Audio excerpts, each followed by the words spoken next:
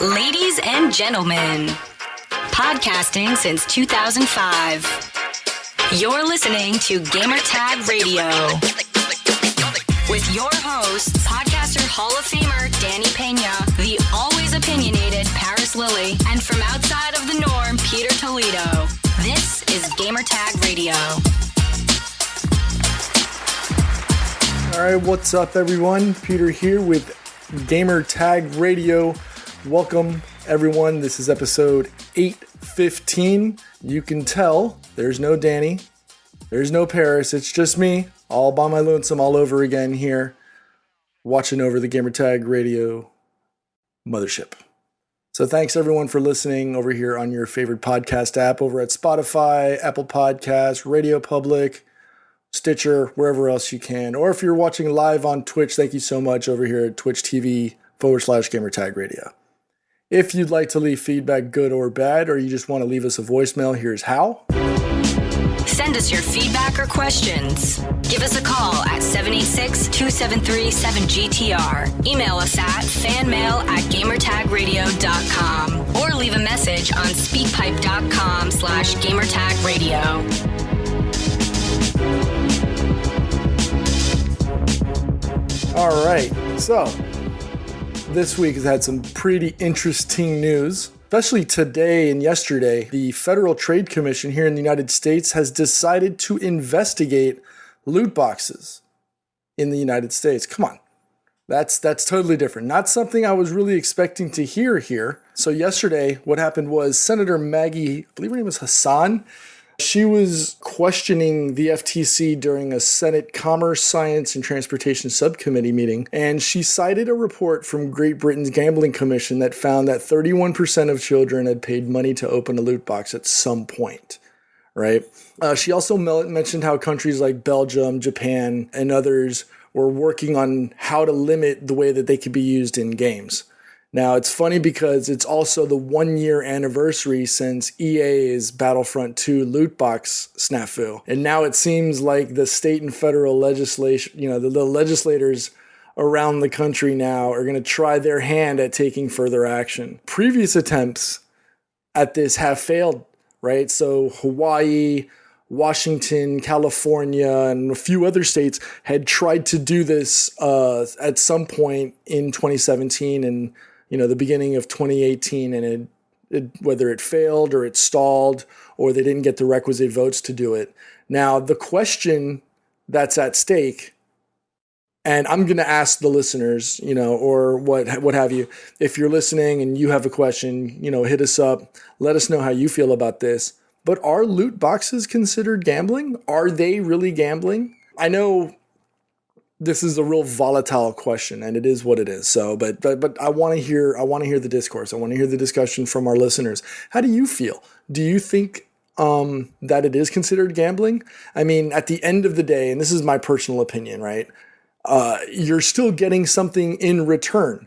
That value may vary to you and to whomever else may have gotten that particular loot box, but it's not like you're left empty-handed in any way, shape, or form. Right, you still get something tangible, whether it's a skin that you may or may not use, if it's a weapon, whether it changes the game or whatever. You're at least walking away with something in your hands. It's not like you go to the store and you buy the dollar lottery, the scratch-off tickets, and you try and play and you get nothing in return. That, in my personal opinion, is what gambling is. You're paying for a chance at winning something versus a loot box where you don't know what you're going to get, and you could walk away with something cool, you could walk away with something crappy, you could walk away with nothing at all. And in that respect, I would not want it. Like, I wouldn't want to go into a game and get a loot box and I'm like the outlier, right? Because I have disposable income. I'm one of the lucky few that can do that, right? So I am the wallet warrior. But when it comes to things like loot boxes, as long as I'm getting something and I'm not paying actual cash value, if I'm playing in-game money, than, something that I can acquire through gameplay, I don't feel personally that it's a bigger concern. Now, as a parent, I do understand the ramifications on children, because kids, when they're younger, may not understand how gambling works, or, the mechanisms behind, a loot box like the ones that were implemented by EA for Battlefront 2. So, and in that regards, as a parent, yes, I would want something that helps protect them and also prevents them from building a poor set of understanding. And I'm trying to figure out how to word this right. Teaching them that, the gambling component of it is wrong, but understanding that if you win something through hard work, you should be okay. And I don't know if I really got that out correctly, but again, I do like the way, I do like that it's coming back into the public eye. It has to be spoken about, right? We've seen countries in the EU, they've banned it. Game manufacturers, developers, and publishers have actually had to redefine how their game works now in regards and in respects to loot boxes. I think they do have a place in gaming. I think maybe the way that it's been implemented, with things being a little wishy-washy for gamers, I think it could be done better. But I'm interested to hear what our listeners and what our viewers are watching, are thinking. What do you think would do justice to loot boxes? Do you think, because I know there's a contingent of people who don't even want loot boxes in the game. Like if they're going to be in there, then there should be an exorbitant price, or do you want no loot boxes, period? I mean, what do you think is the right thing to do? I know I'm looking at the chat, and I know Danny hates this, but I'm going to do it anyways. We've got one of our mods here. Technically, it is gambling. Wishing and hoping that you get the best thing from it, but like you said, you always get something. And when the chances are 0.0005% to get something, that's kind of rough. Don't quote me on the number because I don't know. I mean, at the end of the day, as long as you can gain that item through gameplay and you're not using hard-earned cash, like you can't go in, throw credit cards in there, then I'm fine with it. And as long as it doesn't change, the competitive nature of a game, right? I know as a self-proclaimed wallet warrior, I've been there myself. I've done that.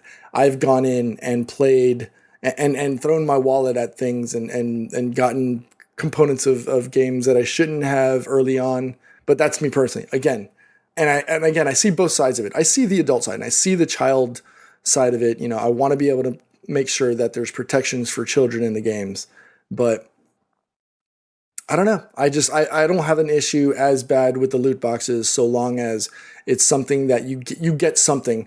As so long as you don't go in and you get these loot boxes that people are paying for with cash, and there's a zero value item in there. Like there's not, like you open it up and it's basically dust. That would not be cool. And in that respect, I believe it is considered gambling, but we'll see what happens. So we'll see soon. I don't know when the next subcommittee hearing is going to be, but I think myself and the rest of the folks here at Gamertag Radio and our listeners, we'll be paying much closer attention to this. You're listening to Gamertag Radio.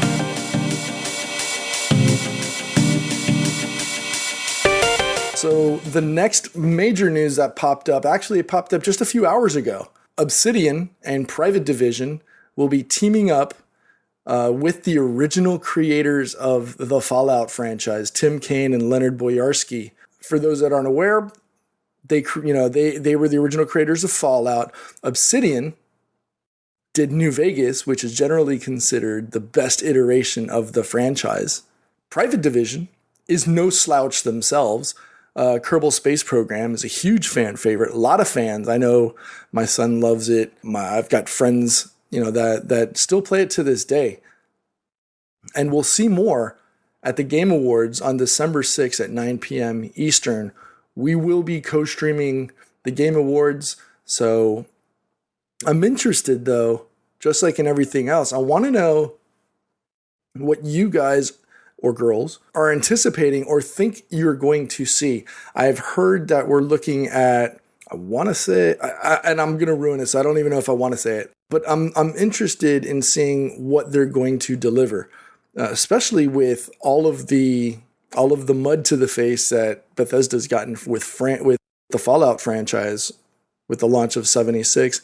I'm curious to see what they're going to bring as a brand new IP. This is totally new, totally fresh, unseen game, and I'm hyped just because it's a new IP. I think everybody as a gamer should be excited for a new franchise. Why not? I mean, I'm wearing an Assassin's Creed shirt, but Assassin's Creed has kind of gotten the franchise fatigue. And we've got Fallout now 76, which is the fifth Fallout. If you want to count Shelter, that's the sixth Fallout. We're surrounded by multiple IP franchises here. When we do get those new those new IPs, that's when we as gamers, as well as developers and publishers, get to flex their muscle. That's when we get to see those experimentations go good or bad sometimes. I'm not going to say it all. I mean, we saw what happened with our favorite battering ram, Sunset Overdrive, but then they turned it around and we have Spider-Man, which is my potential game of the year right now. So I want to see more. I can't wait till next week. I can't wait to see what Obsidian and Private Division have in store for us for this new title. And again, we will be co-streaming the Game Awards here on the Twitch channel. If you want to watch it, come stop by. We'll be doing, I don't know what we're going to do. I know there's some Twitch extensions that they'll be providing people who are co-streaming the Game Awards, which will allow us to tally and collate votes prior to the announcements and things like that. I can't wait. I know Danny gave me some guff the other day for what I said about Monster Hunter World. I still stand by my convictions and my statements. I don't think it was worthy or I don't think it was worthy of a Game of the Year contention, but hey, it's my opinion, right? And we're all entitled to our opinion. And so I'd like to know, what is a game that came out in 2018 that didn't make Game of the Year, but you feel deserved it? And I'd like to hear or see that, whether it be in the chat, or I'd like to send me a voicemail, or send us a message on Twitter, or send it to fanmail@gamertagradio.com. I'd love to see what other people are playing, just to see that whole thing. And I think I'm going to talk to Paris. Hopefully he'll be able to make it on Sunday for our show. I want to try to do somewhat of like a Game Awards not wrap up, but kind of like what he thinks will win, what I'll think will win, and just go through that whole list of announced titles for each category. Tetris Effect, yeah, that's one of Danny's favorites. I think no, that's not Danny's. Danny loved Tetris Effect, but the one that he really, really loved was what's the other one? I can't remember the title of it. Dead Cells? He says that's his game of the year. So surprising that didn't make it. Was it even in the indie section? The best indie games or whatever? Interesting. Very, very interesting. One last, there's two more things I want to talk about today on the show. Interesting article came about. My son sent it over to me, and him and I had a short discussion about it. Esports and valuation as tech companies, right? So I started doing a little bit of research. We know Rick Fox bought into esports a few years ago after his career in basketball, and now Echo Fox is, they were in the spring finals for League of Legends, and they've been doing phenomenal. The GOAT, Michael Jordan, bought into Team Liquid a few months ago with his investment team, or with his investment company, for a cool $26 million. Steph Curry bought into Team Solomid last year. I think it was last year. Maybe it was earlier this year, with his investment group when they helped raise $37 million to TSM Reggie. And now Grammy-winning artist Drake helped Nadeshot and his 100 Thieves brand complete a Series A funding round. It's no exact dollar figure for what they contributed, but it did put them in the green with $25 million in funding. And if we think about it, esports as a whole, their companies have the highest valuation in entertainment, higher than companies you would not believe. The NBA, the NFL, and even tech giants like Apple and Google. If we take companies such as Cloud9, right? We're going to call them a company because at this point, with the amount of money that they're flipping around, they have a valuation of $310 million with $22 million in revenue for 2017. Just mentioned Team Solomon, TSM. They were valued at $250 million with $25 million of revenue. These are insanely crazy numbers. Things, honestly, before I started doing my research on this, I didn't even think that that was possible. I didn't think that $250 million as a valuation or $25 million in revenue was even a possibility. Even though knowing that, Cloud9 and TSM and Genji and SK Telecom or whatever, those are all, esports organizations I never thought would make those kind of numbers. But when is the bubble going to burst? I mean, we saw this happen in the United States with the housing market back in 07, 08, where, companies got flooded with cash and just things got ridiculous. But when will it hit its ceiling and when will it burst? You've got organizations like these that have to find a way to be able to continue to scale out and build recurring revenue streams and keep making money. I'm a big fan of the 100 Thieves brand with Nadeshot and stuff like that, so I try to help support it. But with a clothing line, unless you're going to continually manufacture clothing and every season pop out with new clothes and have a supply or an inventory that can support the organization or keep bringing in revenue, fine. But the way that they keep putting out limited inventory caps, it's going to hinder the way that they can manufacture or keep building these revenue streams. So how else are they going to do it? They go to competitions, but are they really winning competitions that are gonna funnel large amounts of cash back into the organization, to help pay off some of these buy-ins, to help give out dividends to their investors, because at the end of the day, Drake didn't throw in all this cash to help become part of 100 Thieves to not make any money. Same with Steph Curry, same with Michael Jordan and Rick Fox and everybody else that's done things like this. You go into business to make money. So what are things that they can do to make money? I mean, we've seen Call of Duty has the championships, but that's for Activision.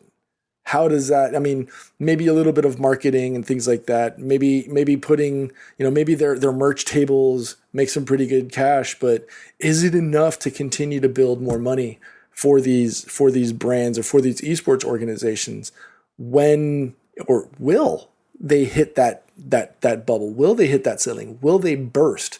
That's going to be very, very curious to see coming up in the next, 1 to 2 years. I know Paris has said, the streaming thing, with YouTubers and Twitch partners and things like that, how there's some people that make, we've seen the numbers like Ninja and Shroud and those where they're making hundreds of thousands of dollars a month. There's a sports athlete that got injured, and now he's doing Twitch and making like $4,000 or $5,000 a month in sponsorships and donations and subscriptions. It's crazy. But when will this stop? Will it stop? Right? How will Twitch and YouTube continue to be able to raise enough funding to continue to help this market grow? And with the influx of everyone trying to be a streamer, ourselves included, is there enough room for everyone? I mean, there's only a finite set of eyeballs in this world, and there's only a finite set of eyeballs watching Twitch and or YouTube at any given time. When or how will that money start making it to everybody?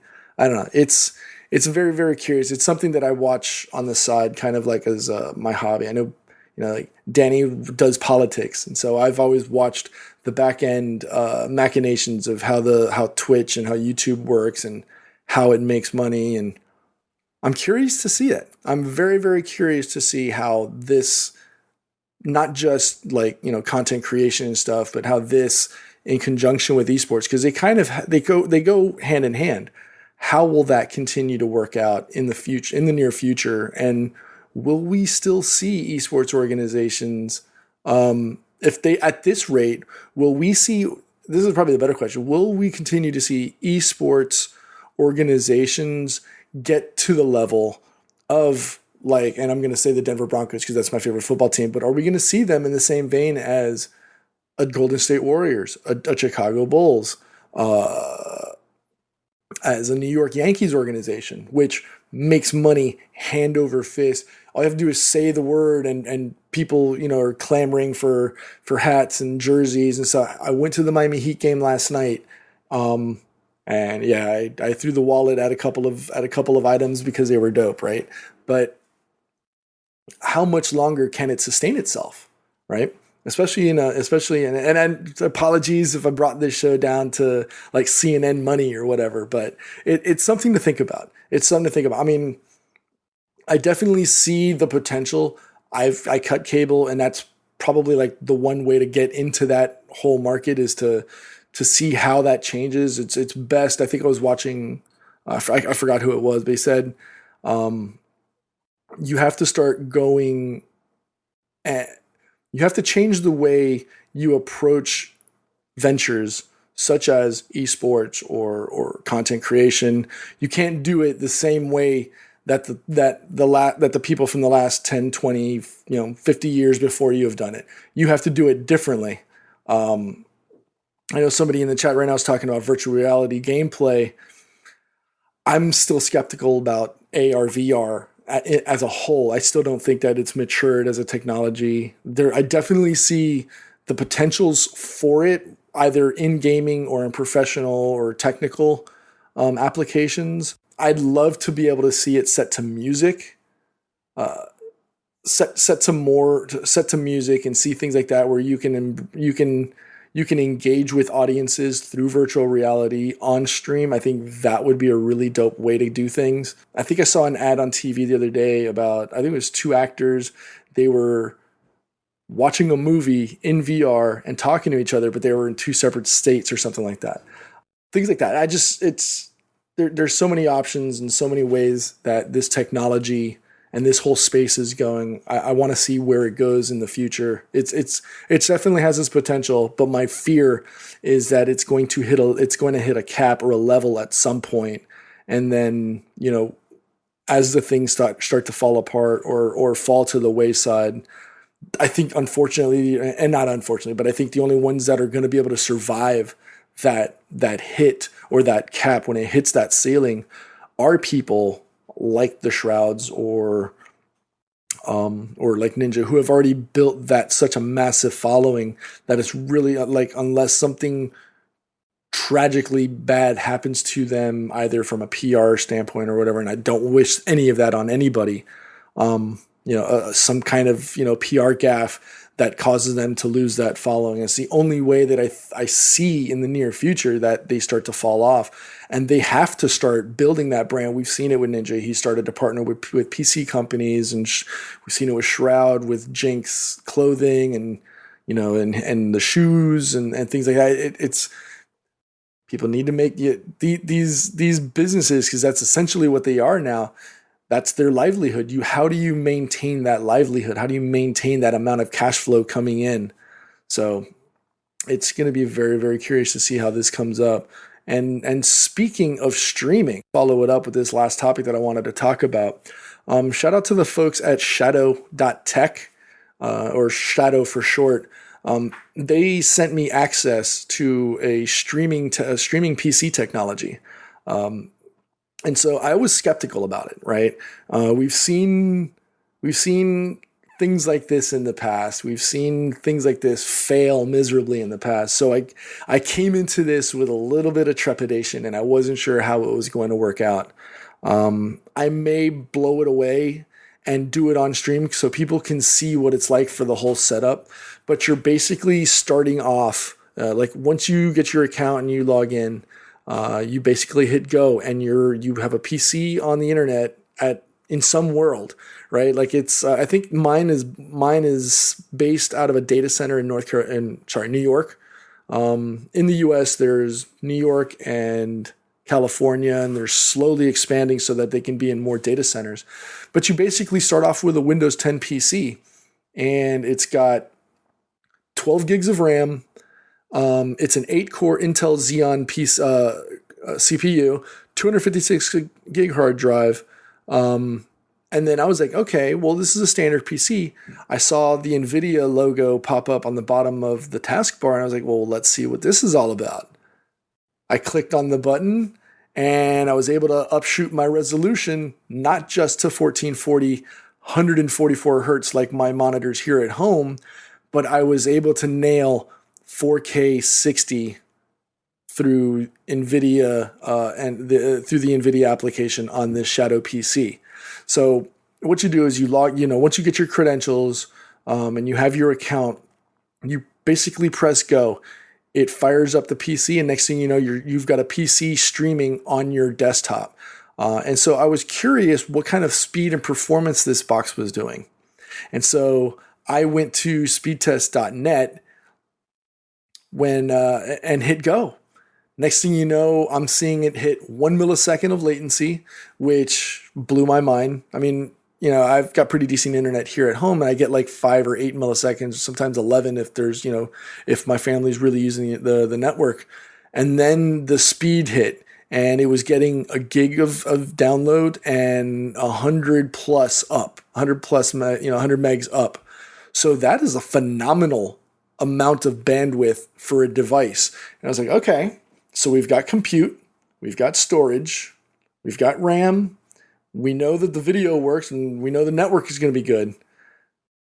But how good is this is this GPU in there, right? Because most games, if you've got a really good CPU and a really, really bad GPU, sometimes the CPU can make up for some of the misgivings of that GPU and take on some of that horsepower and take on some of that processing power.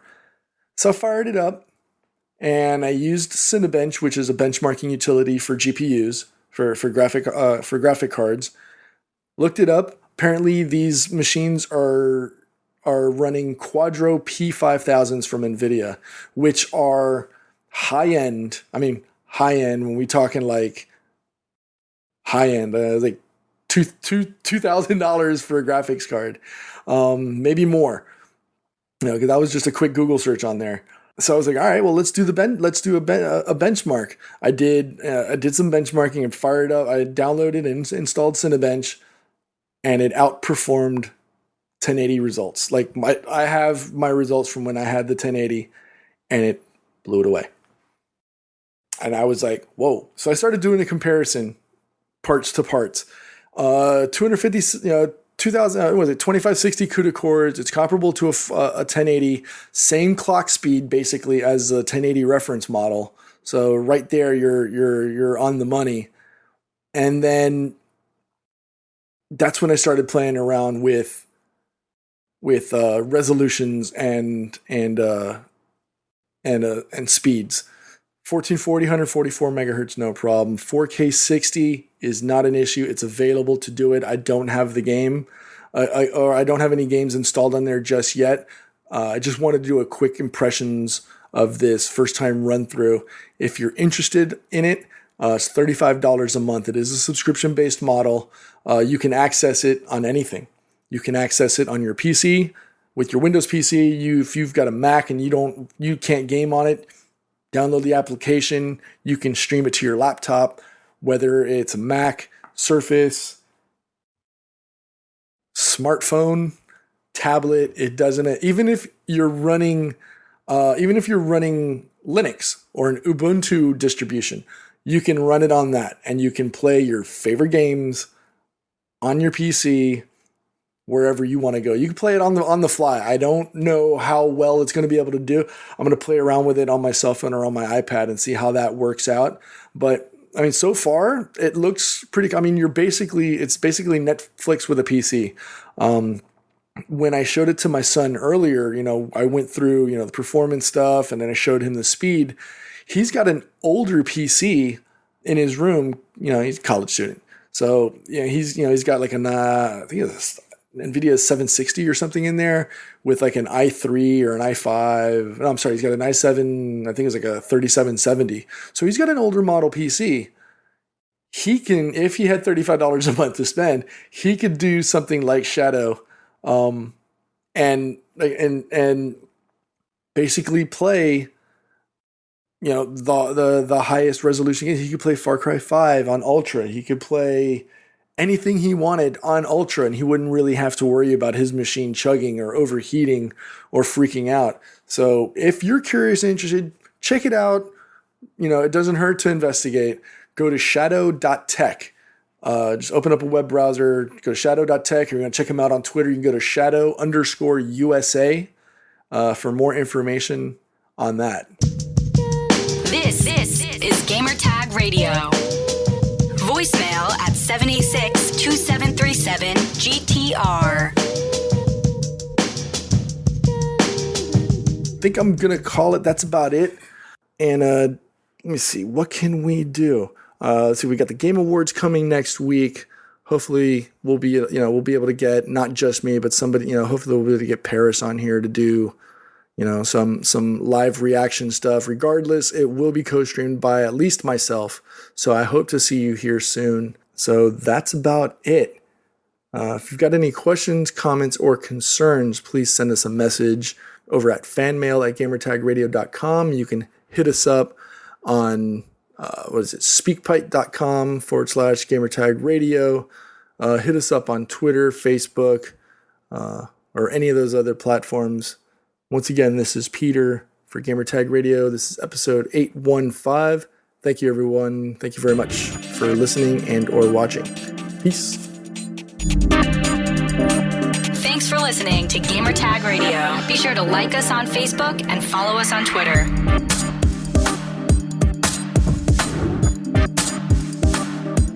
Thank you for listening to Gamertag Radio. If you'd like to donate and help us out for future events and more coverage and also better audio equipment, head over to donate.gamertagradio.com. That's donate.gamertagradio.com. Thank you.